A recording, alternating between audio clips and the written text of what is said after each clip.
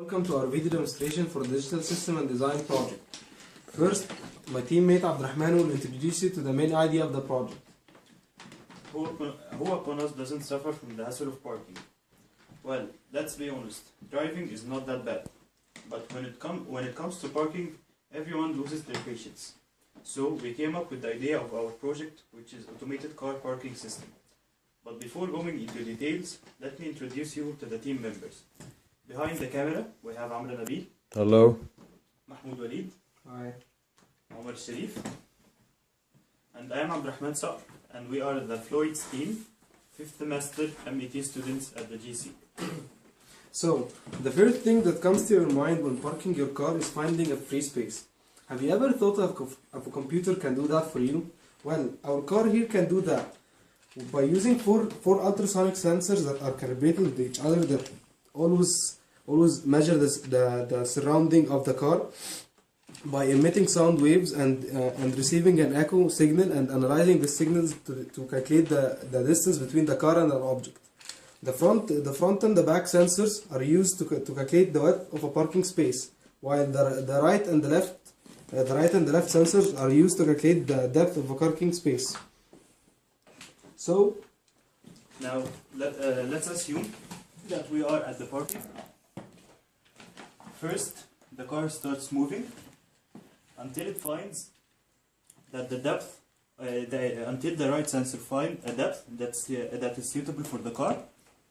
At this point, the front and the back sensors memorize the distance at this position, and then the car starts to move again until the right sensor finds an obstacle.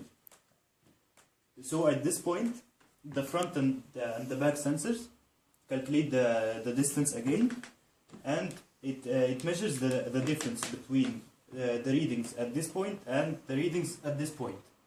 if this spot fits the car finds the best point to park the car. Then let's assume this point will be here, and then it will tilt then it will tilt the wheels and will start moving backward like this until it parks in the perfect space. However, if it didn't find a free parking space, it will keep on moving until it finds another free parking space. The car's movement is controlled by the readings from the sensors and the car's current state in the process. For example, if the car has found a suitable parking spot, it stops moving and starts moving backwards while tilting the wheels until it parks successfully, and then the simulation ends. And now the Amr will explain the gate. So, here comes the last part of our project, where we're trying to simulate some kind of an electronic gate to our parking system.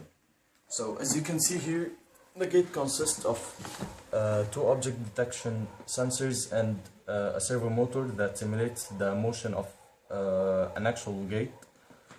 The gate opens whenever a car is trying to enter the parking place or attempting to leave the parking place. So let us start the code and see what this actually does.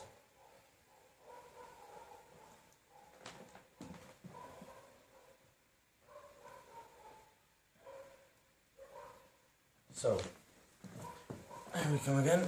Let's assume that this is a car that is attempting to enter the parking place. Whenever the first sensor detects a car is entering, the gate opens, and whenever the car actually enters the garage, the gate closed. And vice versa, whenever a car is attempting to leave the parking place, the gate opens and then closed, and the gate also counts the number of cars that's entering and leaving the parking place. That is the full functionality, or briefly the full functionality of our simulation for the electronic gate, and thank you for your time. Hello, this is Mohammed Zayan. I had two tasks for the project. My first task was to connect the IC of the wireless controller to the Altera to control the car wireless using the Altera instead of the wireless control. As you can see, this is the IC, and they're connected to the alpha pins of the Altera. My other task was to control the speed of the car, to slow it down using the pulse width modulation, which means sending intervals of zeros and ones to the motor to slow the car down.